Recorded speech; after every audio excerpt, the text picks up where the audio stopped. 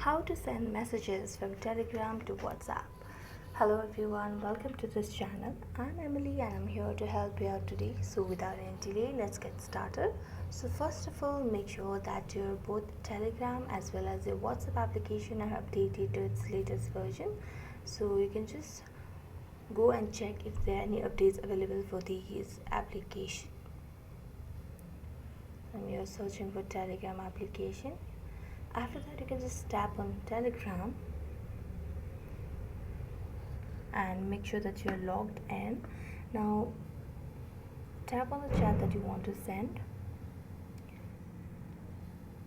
Now one of the ways to send the message from Telegram to WhatsApp is tapping on the message and then selecting on copy, and you can just copy this message and send it in the WhatsApp. So next, how we can do it is just you can just tap on that message